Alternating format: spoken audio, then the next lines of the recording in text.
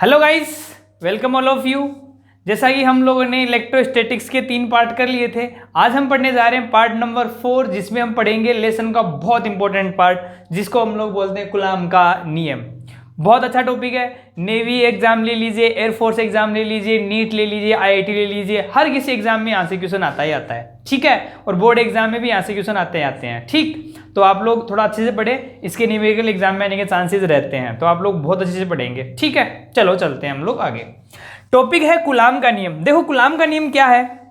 ये एक आपने 11th क्लास में गुरुत्वाकर्षण बल पढ़ा था, गुरुत्वाकर्षण का नियम पढ़ा था आप लोगों ने, और वहां पर गुरुत्वाकर्षण का एक नियम से आप लोगों ने एक फॉर्मूला निकाला था, ठीक है। सेम टू सेम वैसा का वैसा है। तो देखो आप लोगों ने वहां क्या पढ़ा था, मैं वहीं से स्टार्टिंग करता हूं। आप लोगों ने वहां क्या देखा था, आपके पास दो द्रव्यमान थे। कितने द्रव्यमान थे? दो। एक था m1 द्रव्यमान और एक था m2 द्रव्यमान। इन दोनों के बीच की दूरी जो थी वो थी r, ठीक है। तो यहां जो गुरुत्वाकर्षण बल का मान था लगने वाला, वो कितना आया था? F समानुपाती m1 m2। हमने लिखा था कि दोनों आवेशों के मध्य लगने वाला, दोनों द्रव्यमानों के मध्य लगने वाला गुरुत्वाकर्षण बल दोनों द्रव्यमानों के गुणनफल के समानुपाती और बीच की दूरी के वर्ग के व्युत्क्रमानुपाती होता है, ठीक है। आप लोगों ने पढ़ा था ऐसा ऐसा, ठीक। फिर F हम लोगों ने यहां से प्रपोजल साइन हटाया था, तो एक कांस्टेंट लगाया था जिसको हमने कैपिटल G नाम दिया था, ठीक है, जिसको सार्वत्रिक गुरुत्वाकर्षण नियतांक बोला था आप लोगों ने। तो F बराबर हो गया था ये m1 m2 upon r square. ये कौन आया था आपके पास? गुरुत्वाकर्षण बल आया था। सेम टू सेम हम लोग यहाँ पे कूलॉम का नियम पढ़ेंगे और उसको हम नाम देंगे कूलॉम बल। बात समझ में आ गई? अच्छा, ये जो लगने वाला बल था ये बल हमेशा आकर्षण प्रकृति का था। देखो ये वस्तु आकर्षित होकर नीचे की तरफ जा रही है, ठीक है। लेकिन ये तो गुरुत्वाकर्षण बल है। आज हम क्या पढ़ने जा रहे हैं? कूलॉम का नियम, जिसको हम लोग कूलॉम बल बोलेंगे। और जो कूलॉम बल है, जो स्थिर विद्युत बल है, वो दो आवेशों के मध्य लगेगा। ये तो किसके मध्य लगता है? द्रव्यमानों के मध्य। और ये लगता है किसके मध्य? आवेशों के मध्य, ठीक है। तो सबसे पहले आपको कितने आवेश लेने पड़ेंगे? दो आवेश लेने पड़ेंगे। तो ले लीजिए, मैं मानता हूं मेरे पास पहला आवेश है ये रहा, जिसको मैंने नाम दिया है Q1। दूसरा आवेश है ये रहा, जिसको मैंने नाम दिया है Q2, ठीक है। दो आवेश हो गए आपके पास, और इन दोनों के बीच की जो दूरी है वो मान लेते हैं कितनी है? r है, ठीक। अच्छा, तो अब आपको बताएं आवेश हैं, और आवेश या तो धन प्रकृति के हो सकते हैं या ऋण प्रकृति के हो सकते हैं। तो सोचो, अगर दोनों धनावेश होते तो प्लस प्लस समान प्रकृति में क्या होता है? प्रतिकर्षण होता है, तो दूर जाएंगे एक दूसरे से। सोचो दोनों माइनस होते तो माइनस माइनस समान प्रकृति के, तब भी प्रतिकर्षण होता है। लेकिन अगर एक प्लस हुआ एक माइनस हुआ, या ये प्लस हुआ ये माइनस हुआ, तो कैसा बल लगेगा? आकर्षण बल लगेगा। बात समझ में आ गई? तो ये जो कूलॉम बल है, ये जो दोनों आवेशों के मध्य लगने वाला बल है, विद्युत बल है, वो बल कौन सी प्रकृति का हो सकता है? आकर्षण भी हो सकता है और प्रतिकर्षण भी हो सकता है। किस पे डिपेंड करता है? दोनों आवेशों की प्रकृति पे डिपेंड करता है। बात समझ में आ गई आपको? चलो चलते हैं आगे। तो देखो यहां दोनों आवेशों में जो बल लगता है, उस बल का मान कितना होता है, कैसे क्या होता है, उसको हम लोग स्टेटमेंट के रूप में पढ़ लेते हैं, ठीक है। तो चलो एक बार नॉर्मली पढ़ लेते हैं। तो यहां भी इसी के अनुसार जो दोनों आवेशों के मध्य लगने वाला कूलॉम बल है ना, वो दोनों आवेशों के परिमाण के गुणनफल के समानुपाती होता है। बात नंबर 1, मतलब क्या? F समानुपाती Q1 Q2। चलो आप इसको स्मॉल Q1 Q2 लिख लो, थोड़ा अच्छा लगेगा, Q1 और Q2। तो क्या बोलेंगे? दोनों आवेशों के मध्य लगने वाला कूलॉम बल दोनों आवेशों के गुणनफल के परिमाण के गुणनफल के समानुपाती, मतलब F समानुपाती Q1 Q2। बात नंबर 1 होगी। फिर बात नंबर 2, दोनों आवेशों के बीच की दूरी के वर्ग के व्युत्क्रमानुपाती, तो F समानुपाती 1/r स्क्वायर। समीकरण नंबर 2, इन दोनों को मिला लेंगे, कांस्टेंट लगा देंगे, ठीक है। तो आप लोगों को समझ में आ गया होगा। मैं स्टेटमेंट लिखता हूं, उसके बाद हम लोग और इसके बारे में पढ़ाई स्टडी करते हैं। चलो स्टेटमेंट लिखते हैं हम लोग। क्या होगा स्टेटमेंट? इस नियम के अनुसार, इस नियम के अनुसार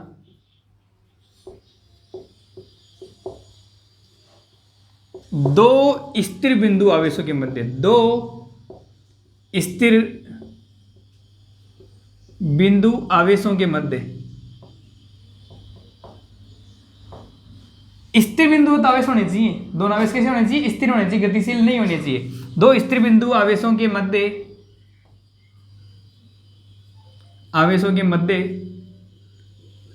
लगने वाला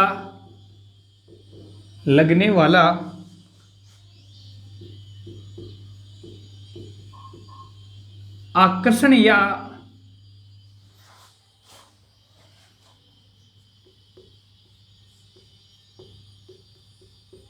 प्रतिकर्षण बल, आकर्षण या प्रतिकर्षण बल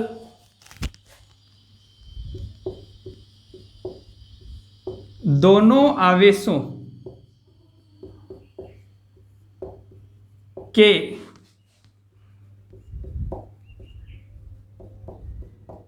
परिमाणों के गुणनफल के समानुपाती एवं दोनों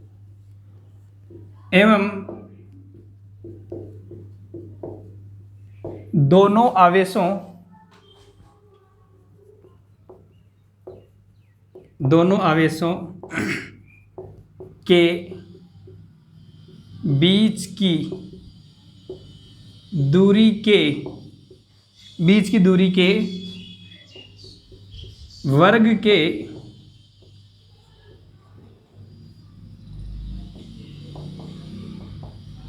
व्युत्क्रमानुपाती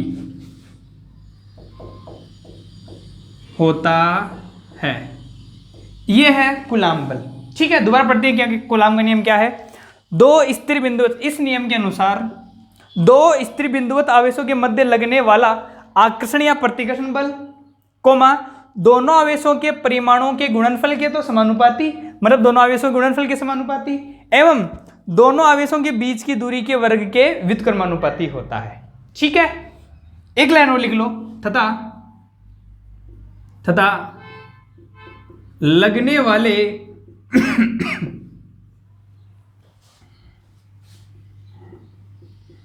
बल की दिशा, लगने वाले बल की दिशा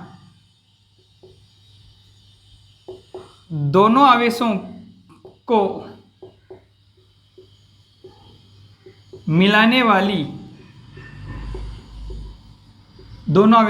वाली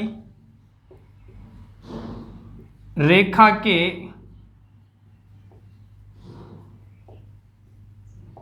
अनुदिश होती है। अगर कूलाम का नियम एग्जाम में आता तो आप यहां तक लिख के आएंगे। ठीक है, जो दिशा होगी लगने वाले बल की वो दोनों आवेशों को मिलाने वाली रेखा के अनुदिश या तो इस तरफ होगी या इस तरफ होगी। बात समझ में आ गया आप लोगों को? ओके, चलो हम लोग इसका मैथमेटिक रूप लिख लेते हैं। ठीक है, अर्थात देखो, हमने कहा इस नियम के अनुसार दो स्थिर बिंदु आवेशों के मध्य लगने वाला आकर्षण या प्रतिकर्षण बल, जिसको हम लोग किसे दिखाएंगे, एफ से, एफ कोमा दोनों आवेशों के परिमाणों के गुणनफल के समानुपाती, मतलब Q1 आवेश और Q2 आवेश के दोनों के परिमाण के गुणनफल के समानुपाती, और दोनों आवेशों के परिमाण का गुणा करेंगे तो Q1 का परिमाण और Q2 का परिमाण। बात समझ आ गई? उन दोनों के गुणनफल के समानुपाती, समीकरण नंबर 1, तथा दोनों आवेशों के बीच की दूरी के वर्ग के व्युत्क्रमानुपाती, मतलब क्या, एवं F समानुपाती 1/r²। समीकरण नंबर 2, दूरी के व्युत्क्रमानुपाती। अब दोनों समीकरण को मिलाएंगे तो क्या करेंगे, समीकरण 1 व 2 को मिलाने पर, समीकरण 1 व 2 को मिलाने पर, मिलाए समीकरण 1 और 2 को, क्या हो जाएगा, दोनों को मिलाएंगे तो हो जाएगा ये F समानुपाती Q1 Q2, ये परिमाण ले रहे हैं, ओके, डायरेक्ट पॉजिटिव लिख लेते हैं, डिवाइडेड बाई r²। ठीक है, अब यहाँ प्रपोजल साइन आता है, और आप जानते हैं फिजिक्स में प्रपोजल साइन हम लोग रखते ही नहीं है, उसको हटा देते हैं और कांस्टेंट लगाते हैं। तो प्रपोजल साइन को हटाते हैं और एक कांस्टेंट लगाएंगे, तो F बराबर, यहाँ कांस्टेंट लगता है मेरे प्यारे बच्चों स्मॉल के, याद रखेंगे ये कैपिटल के नहीं है, स्मॉल के है। ठीक है, तो स्मॉल के Q1 Q2/r²। ठीक है, ये कौन हो गया, लगने वाला कूलाम बल। अच्छा, चलो कुछ बातें और करते हैं, के की बात करते हैं। के कौन है यहाँ, तो लिखते हैं हम लोग यहाँ के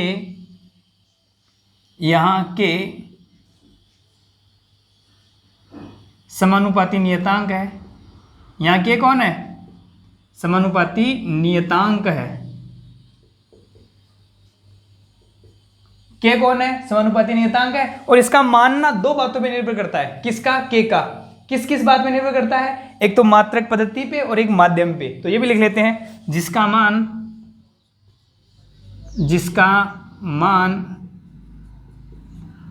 मात्रक पद्धति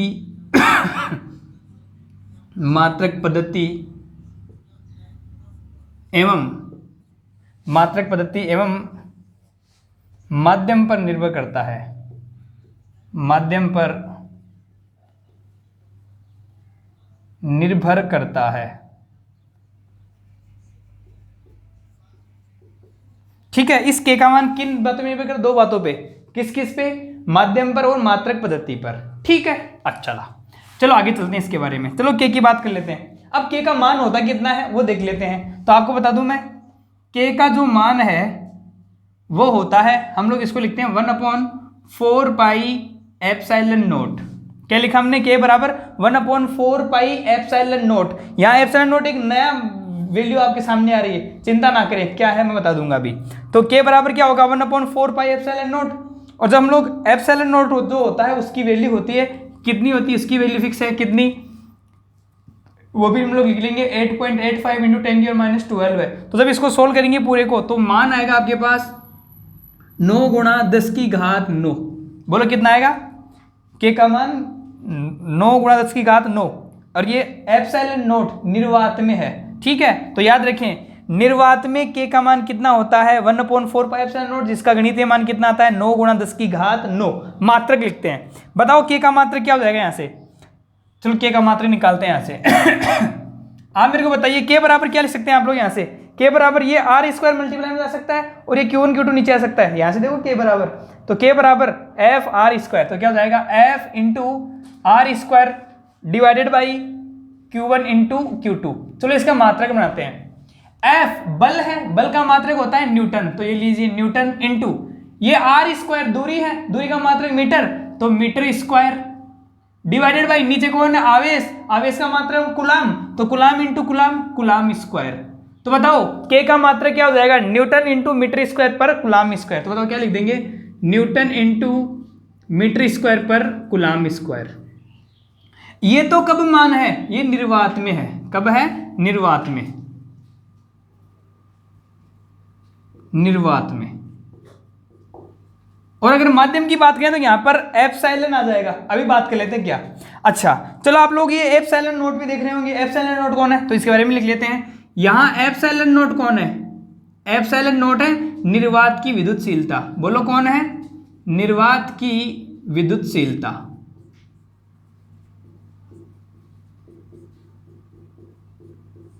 याद रखें एप्सिलॉन नोट कौन है? निर्वात की विद्युतशीलता, जिसका मान होता है, इसका मान भी आप याद रखेंगे।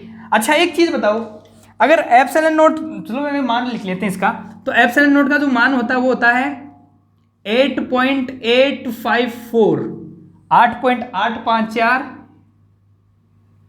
इंटू 10⁻⁻12 है। ये तो इसका गणितीय मान हो गया, याद रखने पड़ेंगे, इससे कोई इलाज नहीं है आप लोगों को। ठीक है। मात्रक लिखते हैं। क्या 1/4 पाई एप्सिलॉन नोट 4 पाई का कोई मात्रक होता है? नहीं, सिर्फ 4 पाई का कोई मात्रक नहीं होता। तो बताओ एप्सिलॉन नोट का जो मात्रक होगा वो के का मात्रक का उल्टा हो जाएगा, क्योंकि एप्सिलॉन नोट यहाँ जाएगा, के नीचे जाएगा, तो के का मात्रक मतलब एप्सिलॉन नोट का उल्टा। तो के का मात्रक ये था, तो एप्सिलॉन नोट का मात्रक इसका उल्टा हो जाएगा। बताओ क्या हो जाएगा? कुलाम² पर न्यूटन इंटू मीटर²। ये कौन हो जाएगी? एप्सिलॉन नोट, जिसको हम लोग क्या कहते हैं? निर्वात की विद्युतशीलता कहते हैं। बात समझ में आ गई आप लोगों को? तो ये था मेरे प्यारे बच्चों आपका कूलाम बल, जिसमें हम लोगों ने क्या क्या देखा। कूलाम बल में सबसे पहले हम लोग इसकी थ्योरी लिखेंगे, ठीक है, इसका स्टेटमेंट लिखेंगे, उसके बाद में इसका गणितीय रूप लिखेंगे। दो आवेश लिए हमने Q1 Q2, दूरी r², दोनों को मिलाया तो हमारे पास ये आया। जो के का मान है वो के का मान किन की बातों में निर्भर करता है? दो बातों पर। किस किस पर? एक तो माध्यम पर और एक मात्रक पद्धति पर, ठीक है। और माध्यम में हम लोग थोड़ा ध्यान से देखें तो निर्वात के लिए के का जो मान होता है वो 1/4 पाई एप्सिलॉन नॉट होता है, जिसको हम लोग सोल्व करते हैं। एप्सिलॉन नॉट का मान इतना रखने के बाद में तो कितना आएगा, 9 × 10 की घात 9 आएगा। तो के का मान कितना होता है निर्वात में, 9 × 10 की घात 9 न्यूटन इंटू मीटर स्क्वायर पर कूलम स्क्वायर, याद रखना पड़ेगा ये मान तो। और एप्सिलॉन नॉट कौन है, निर्वात की विद्युतशीलता, ये एप्सिलॉन नॉट बोलते हैं इसको, ठीक है। ये कौन है, निर्वात की विद्युतशीलता, इसका मान कितना 8.85 10 की घात -12 कूलम इंटू कूलम स्क्वायर पर न्यूटन इंटू मीटर स्क्वायर। बात समझ में आ गई, आप लोगों को एक बार याद रखना पड़ेगा। चलो एक छोटी सी बात और, अगर यहां पर इसके का मान रख दें तो एफ का मान क्या क्या प्राप्त हो सकता है उसके बारे में हम लोग डिसाइड करते हैं। चलो एक बार आप लोग, चलो थोड़ा सा मैं इधर साइड में लिख लेता हूँ, जगह अपने पास अभी, चलो मैं यहां लिख लेता हूं आगे। तो अब बताओ एफ का मान, तब एफ, और हम लोग सबसे पहले किसके लिए लिखें, के को निर्वात के लिए लिख लें। तो एफ निर्वात, क्या लिखा मैंने, एफ निर्वात, एफ निर्वात इक्वल्स टू, बताओ निर्वात के लिए के का मान कितना, 1/4 पाई एप्सिलॉन नॉट, तो लिख दो 1/4 पाई एप्सिलॉन नॉट इंटू ऊपर कौन है, Q1 Q2, तो ये लीजिए Q1 Q2 upon R square. ये किस में बल लग रहा है, ये लग रहा है निर्वात में, कब, निर्वात में। अगर माध्यम की बात हो तो माध्यम के लिए हम लोग कुछ नहीं करेंगे, यहां जो हम लोगों ने एप्सिलॉन नॉट लिखा ना, ये एप्सिलॉन नॉट तो है निर्वात की विद्युतशीलता, और यहां अगर एप्सिलॉन कर दिया जाए, केवल एप्सिलॉन, वो होती है माध्यम की विद्युतशीलता। चलो देख लेते हैं। तो एफ माध्यम की बात करें, किसकी बात करें, एफ माध्यम की, तो एफ माध्यम बराबर हो जाएगा 1/4 पाई केवल एप्सिलॉन, क्या लिखेंगे, केवल एप्सिलॉन, 4 पाई एप्सिलॉन, ऊपर कितना Q1 Q2 divided by R square, ठीक है। ये कौन हो गया आपके पास, ये गुणा में है, ये किसके लिए आया आपके पास, माध्यम में, माध्यम में लगने वाला बल, माध्यम में लगने वाला बल, ठीक है। तो ये था आपका कूलम का नियम, जिसमें हम लोगों ने ये सीखा है। अच्छा, अभी एक बार आप लोग यहाँ तक कीजिए, उसके बाद में हम लोग चलते हैं आगे, ठीक है। हम लोगों ने कूलम के नियम में गणितीय रूप निकाल लिया इसका। हमारे पास गणितीय रूप में क्या आया, आपके पास दो आवेश थे, कौन, Q1 और Q2, दोनों के बीच की दूरी कितनी थी, आपके पास R थी, ठीक है। दोनों के बीच की दूरी कितनी थी, आपके पास R थी। और सबसे पहले हमने निर्वात में लगने वाला बल देखा था, तो जिसको हम लोगों ने लिखा था F निर्वात, क्या लिखा, F निर्वात। और इसमें लगने वाले बल का मान कितना है आपके पास, 1/4 pi epsilon naught Q1 Q2 divided by R square. ये तो कब लग रहा है, निर्वात में लग रहा है, ठीक है। और जब माध्यम की बात आई तो F माध्यम बराबर कितना है आपके पास, 1/4 पाई केवल एप्सिलॉन और ऊपर कितना, Q1 Q2 divided by R square. ये कहाँ आया आपके पास, माध्यम में लगने वाला बल। अच्छा, अब यहां तक मेरे हिसाब से किसी को समस्या नहीं होगी। काफी बार आया है एप्सिलॉन नॉट की मात्रक और एप्सिलॉन नॉट की विमा पूछने के लिए, ठीक है। तो हम लोग एक बार एप्सिलॉन नॉट की विमा देखते हैं क्या होगी। तो हम एक बार साइड में लिख लेते हैं एप्सिलॉन नॉट की विमा।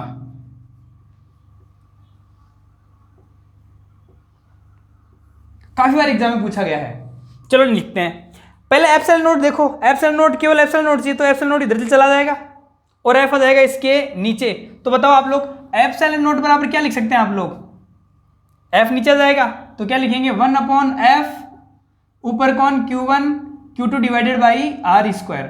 चलो मात्रक बना लो इसका, 1 का कोई मात्रक नहीं है, कूलम इंटू कूलम, अरे Q1 Q2 है ना, आवेश आवेश, तो कूलम इंटू कूलम, ऊपर कौन, कूलम स्क्वायर, डिवाइडेड बाई नीचे बल का मात्रक न्यूटन और दूरी का मात्रक मीटर स्क्वायर, ठीक है। चलो विमा बनाते हैं इसकी। कूलम स्क्वायर हमने पिछली क्लास में पढ़ा था, कूलम आवेश की जो विमा होती है वो होती है A1T1, कितनी होती है, A1T1। तो यहाँ तो स्क्वायर है, तो बताओ क्या हो जाएगा, A2T2। आवेश की विमा मैंने निकालना सिखाया था पिछली क्लास में, आप लोग अवश्य पढ़ें उसको, ठीक है। चलो आगे, नीचे किसका यूनिट, न्यूटन, न्यूटन मतलब बल, और बल की विमा आप जानते होंगे, बताओ कितनी, M1 L1 T-2। ये किसकी विमा होती है, बल की। फिर मीटर स्क्वायर की यूमा कितनी है L2। ठीक है, बल की यूमा उससे आप लोगों को निकालनी सीखनी आनी चाहिए, आप लोगों को 11वीं क्लास में हमने सीखी थी। ठीक है, चलो अब इनको कंबाइन कर लो। तो पहले m देखो, m है ऊपर जाएगा m-1, l देखो सर L1 ये रहा और L2 ये रहा, कितना हो जाएगा L3, तो ऊपर जाके क्या हो जाएगा L-3। t देखो ये t-2 ये रहा, ऊपर जाएगा t+2 हो जाएगा, और +2 ऊपर और पड़ा तो t4, और a देखो a2 ऊपर नहीं, ऊपर है a2, तो ये लीजिए कौन हो जाएगा a2। बात समझ में आ गई आप लोगों को? तो बताओ एप्सिलॉन नॉट की कीमत कितनी हो जाएगी m-1 L-3 T4 और A2, ये किसकी कीमत हो जाएगी आपके पास? एप्सिलॉन नॉट की कीमत हो जाएगी। ठीक है, अच्छा यहां तक कोई समस्या नहीं होगी मेरे ख्याल से आप लोगों को। अच्छा एक बात, अब हमें पता लग गया कि वास्तव में माध्यम पे तो प्रभाव पड़ता है,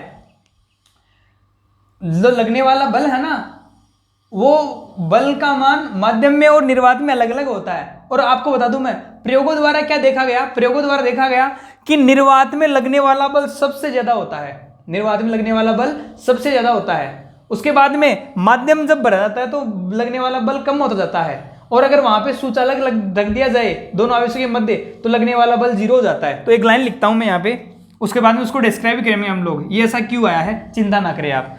एक लाइन लिखता हूं मैं, क्या निर्वात दोनों आवेशों के मध्य, दोनों आवेशों के मध्य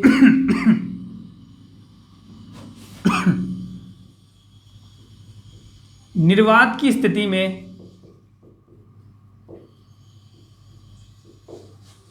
सर्वाधिक कूलाम बल, सर्वाधिक कूलाम बल आरोपित होता है।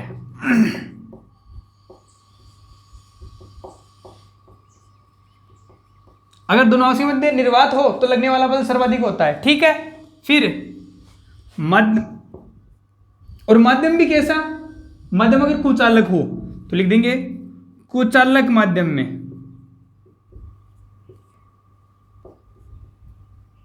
कुचालक माध्यम में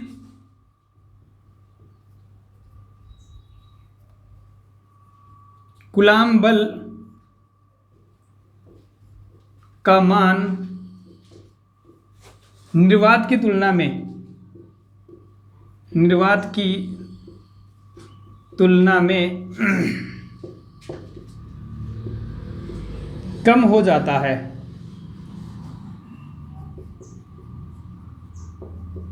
ये भी आपको याद रखना है। और बात नंबर 3 कौन सी, आपको रटना नहीं है, एक बार केवल सुन लो, ऐसा क्यों आया ये पता लग जाएगा। जबकि सुचालक माध्यम में, सुचालक मतलब चालक की उपस्थिति, मतलब क्या हुआ कि आपके पास चालक मतलब एक तांबा है, और तांबे के एक तरफ तो आप लोगों ने, तांबे की एक प्लेट है, उसमें एक तरफ तो Q1 आवेश और एक तरफ Q2 आवेश, तब आपको बोले लगने वाला बल कितना होगा, तब कितना होगा वहां पे 0 होगा। तो चालक की उपस्थिति में लगने वाला बल कितना होता है 0, अभी पता लग जाएगा क्यों होता है। एवं सुचालक की उपस्थिति में, सुचालक की उपस्थिति में लगने वाले कूलाम बल का मान 0 होता है। और ये 0 क्यों हो रहा है, यहां सर्वाधिक क्यों हो रहा है, यहां कम क्यों हो जाता है, अभी हमें पता लगने वाला है, चिंता ना करें आप लोग, केवल एक बार याद रखें। अब ये प्रयोग द्वारा देखा गया है, ठीक है, प्रयोग द्वारा देखने पे ये मिला, फिर ये क्यों मिला इसका रीजन हमें पता लग जाएगा। ठीक है, तो याद रखें एक बार, दोनों आवेशों के मध्य निर्वात में लगने वाला बल सबसे ज्यादा होता है, फिर माध्यम हो, कुचालक माध्यम हो थोड़ा सा कम हो जाता है, और अगर सुचालक माध्यम हो तो लगने वाला बल कितना हो जाता है 0 हो जाता है। ये ऐसा क्यों आया अभी हम अगले टॉपिक में पता लग जाएगा। आई होप आप लोगों को यहाँ तक कोई समस्या नहीं होगी। एक बार स्क्रीनशॉट लीजिए और यहाँ तक सोल्व कीजिए, नोट्स बनाइए इसके। अगला टॉपिक हमारा परावैद्युतांक। देखो बहुत अच्छा टॉपिक है ये। परावैद्युतांक हमें ये दिखाएगा कि वास्तव में लगने वाला बल निर्वात में ज़्यादा है या माध्यम में ज़्यादा है। ठीक है, तो पहले एक बार मैं लोग इसकी नॉर्मल डेफिनेशन बनाता हूँ। ठीक है, उसके बाद हम लोग उस पर विचार करेंगे। पहली बात तो परावैद्युतांक जो होता है उसको एप्सिलॉन आर से दिखाया जाता है। किसे दिखाया जाता है? एप्सिलॉन आर से। और कई लोग इसको कैपिटल के से भी दिखाते हैं। किसे दिखाते हैं? कैपिटल के से भी दिखाते हैं, स्मॉल के नहीं, कैपिटल के। तो परावैद्युतांक को पहली बात किसे दिखाते हैं? एप्सिलॉन आर से। ठीक अब एप्सिलॉन आर जो होता है उसका मान होता है एफ निर्वात डिवाइडेड बाई एफ माध्यम।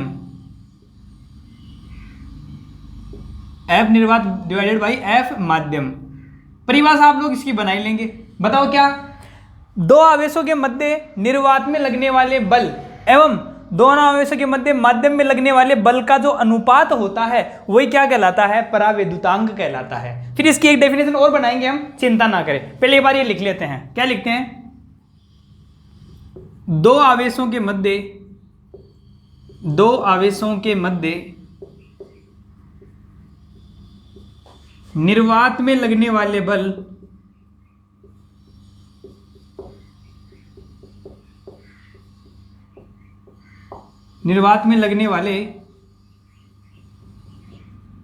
कूलाम्ब बल एवं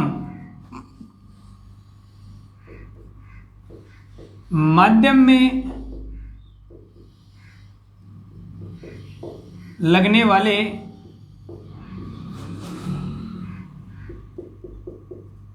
कूलाम्ब बल, माध्यम में लगने वाले कूलाम्ब बल का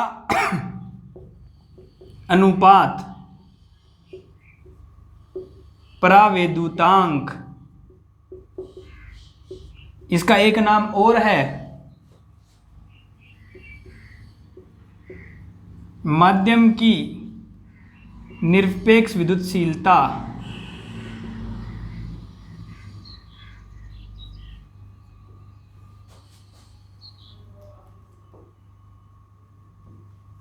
एक नाम और है परावैद्युतता।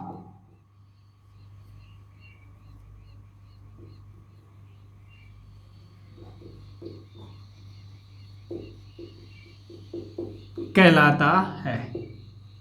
ठीक है, बोलो किस किस के मध्य लगने वाला बल? निर्वात में लगने वाले बल और माध्यम में लगने वाले बल का अनुपात क्या कहलाता है? निर्वात आपेक्षिक विद्युतशीलता, जिसको हम लोग क्या कहते हैं? परावैद्युतांक।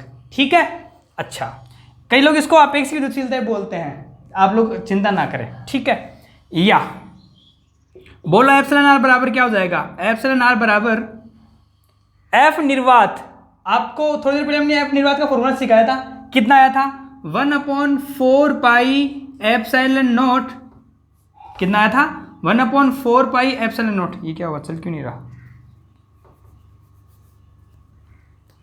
1/4 pi epsilon naught Q1 Q2 divided by R square. ये तो कब लग रहा है? निर्वात में। अब किसका भाग देंगे? माध्यम में लगने वाले बल का। और माध्यम में लगने वाला बल कितना? 1/4 पाई एप्सिलॉन, केवल एप्सिलॉन, माध्यम की विद्युतशीलता Q1 Q2 divided by R square. अब देखो यहाँ क्या क्या कट रहा है? शायद Q1 से Q1 कट गया, आर स्क्वायर से आर स्क्वायर कट गया, 4 पाई से 4 पाई कैंसिल हो गया। अब यहाँ क्या बचा? यहाँ बच गया आपके पास एप्सिलॉन आर बराबर, यहाँ तो बचा 1/एप्सिलॉन नॉट, यहाँ तो बचा 1/एप्सिलॉन नॉट, और नीचे बचा 1/एप्सिलॉन नॉट, 1/एप्सिलॉन। तो क्या 1/एप्सिलॉन चला जाएगा ऊपर? ठीक, तो बताओ क्या हो जाएगा एप्सिलॉन आर बराबर? तो आपको दिख रहा है यहाँ से एप्सिलॉन आर बराबर हो गया कितना? Epsilon not. तो यहाँ से एक डेफिनेशन और आ गया हमारे पास। क्या? ये माध्यम की विद्युतशीलता व निर्वात की विद्युतशीलता का जो अनुपात होता है वो किसके बराबर होता है? आपेक्षिक विद्युतशीलता, जिसको हम लोग क्या बोलते हैं? परावैद्युतांक बोलते हैं। बात समझ में आ गई आपको? किस किस का अनुपात? माध्यम की विद्युतशीलता, और ये एप्सिलॉन नॉट, नॉट मतलब निर्वात होता है, तो ये माध्यम की विद्युतशीलता और ये निर्वात की विद्युतशीलता का अनुपात भी किसके बराबर होता है? परावैद्युतांक के तुल्य होता है। ठीक है, अच्छा, अब बताओ यहां से यहां से एप्सिलॉन बराबर क्या आ जाएगा? यहां से एप्सिलॉन बराबर कितना आ जाएगा? Epsilon naught into epsilon R. अरे केवल एप्सिलॉन बराबर epsilon naught into epsilon R, epsilon naught into epsilon R आ जाएगा, हाँ या ना। ये बहुत इंपॉर्टेंट डेटा हमारे सामने आया है, ठीक। अच्छा, अगर आपसे कोई पूछे कि पराविद्युतांक का मात्रक बताओ, इसकी विमा बताओ तो आपने देखा होगा ये एप्सिलॉन माध्यम की विद्युतशीलता, ये एप्सिलॉन नॉट निर्वात विद्युतशीलता, विद्युतशीलता से विद्युतशीलता क्या हो जाएगी, कैंसिल हो जाएगी। तो बताओ एप्सिलॉन आर कोई मात्रक होगा, नहीं। तो यहां लिख लेना आप साथ में क्या, कि एप्सिलॉन आर जो पराविद्युतांक होता है वो कैसी होती है, मात्रकहीन विमाहीन राशि होती है। कैसी होती है, मात्रकहीन विमाहीन राशि, ठीक। अच्छा, एक बार मैंने आपको कहा इसकी एक डेफिनेशन और कई लोग बोलते हैं, वो कौन सी बोलते हैं, देखो मैंने आपको बताया था क्या, कि निर्वात में लगने वाला बल ज्यादा होता है, माध्यम में लगने वाला बल कम होता है। तो देखो आप लोगों ने ध्यान से देखा, पराविद्युतांक बराबर क्या आया, निर्वात में लगने वाला बल अपॉन माध्यम में लगने वाला बल। इसका मतलब ये हुआ क्या, कि पराविद्युतांक क्या है, क्या है पराविद्युतांक, वो यही है सामने जो पड़ा है, क्या, कि माध्यम की उपस्थिति में दो आवेशों के मध्य लगने वाला बल निर्वात की तुलना में कितना गुना कम लगता है, वही क्या कहलाता है, पराविद्युतांक कहलाता है। दोबारा रिपीट कर रहा हूं, क्या, माध्यम की उपस्थिति में दो आवेशों के मध्य लगने वाला कूलाम्ब बल निर्वात की तुलना में जितना गुना कम लगता है वही क्या कहलाता है, पराविद्युतांक कहलाता है। ये परिभाषा भी आपको मिल सकती है देखने को, मैं नोट्स में लिख दूंगा, आप लोग चिंता ना करें, आराम से पढ़ें। अच्छा, अब थोड़ी सी बात करते हैं हम लोग वापस चल के, विशेष बातें, ये बहुत इंपॉर्टेंट बात है, ध्यान से देखिए। विशेष, अब आप लोग खुद डिसाइड करना है कि कहां ज्यादा बल लगता है, कहां कम बल लगता है। अभी हम लोग देखा था कि एफ निर्वात में जो बल लग रहा था ना, उसका मान कितना आया था, ये रहा, कितना, निर्वात में हमने पीछे लिखा था कितना, 1/4 pi epsilon naught Q1 Q2 divided by R square. ये तो कहां लग रहा था, निर्वात में, और यहां कौन था, एप्सिलॉन नॉट था। फिर जब माध्यम में लगा तो हमने लिखा था एफ माध्यम बराबर कितना आया था, 1/4 पाई, यहां एप्सिलॉन नॉट था, यहां पे क्या लिखेंगे, केवल एप्सिलॉन लिखेंगे, और ऊपर कौन, Q1 Q2 divided by R square. ये कब लग रहा है, माध्यम में। अभी मैंने थोड़ी देर पहले एक स्टेटमेंट 3 लाइनें लिखी थी, मैंने कहा था निर्वात में लगने वाला बल सबसे ज्यादा होता है, माध्यम में लगने वाला बल कुचालक माध्यम में थोड़ा कम होता है, और सुचालक में कितना हो जाता है, 0। क्यों हो रहा है, देखिए आप एक बार ध्यान से देखिए, यहां एप्सिलॉन का मान कितना है, epsilon naught into epsilon R, है कि नहीं है। अब आप मेरे को बताओ, यहां जब हम लोग यहां पर एप्सिलॉन की जगह क्या रखेंगे, एप्सिलॉन नॉट एप्सिलॉन आर रख सकते हैं, क्योंकि एप्सिलॉन बराबर कौन है, एप्सिलॉन नॉट एप्सिलॉन आर, हमने सिद्ध करके निकालना है। तो बताओ इस एप्सिलॉन की जगह क्या लिख दो, एप्सिलॉन नॉट एप्सिलॉन आर लिख दो, तो बताओ क्या हो जाएगा, एफ माध्यम बराबर क्या हो जाएगा, 1/4 पाई एप्सिलॉन की जगह कौन, एप्सिलॉन नॉट एप्सिलॉन आर, और ऊपर कौन है, Q1/Q2 divided by R square. एक बार इसको इक्वेशन नंबर 1 नाम दो और एक बार इसको इक्वेशन नंबर 2 नाम दे दो। अब आप थोड़ा ध्यान से देखिए, इक्वेशन फर्स्ट और सेकंड को थोड़ा ध्यान से देखिए, क्या कि equation first 1/4 pi epsilon naught Q1 Q2 upon R square, equation second 1/4 pi epsilon naught epsilon R Q1 Q2 upon R square. तो क्या ये जो मान है समीकरण 1 और 2 में, आप लोग थोड़ा मान देखिए यहां से यहां तक, मैंने जिस चीज को राउंड किया वो देखना, 1/4 pi epsilon naught, 1/4 pi epsilon naught Q1 Q2 upon R square, Q1 Q2 upon R square, ये पूरा मान किसके बराबर है, ये पूरा मान है सर एफ निर्वात के बराबर, हाँ या ना। अच्छा, तो आप मेरे को बताइए, समीकरण 1 और 2 से मैं एक नई लाइन लिखता हूं, क्या मैं इसको रफ कर सकता हूं पहले यहां से, चलो मैं इसको रफ कर देता हूं, आप लोग इसको नोट्स में लिख लें, मैं इसको रफ कर लेता हूं।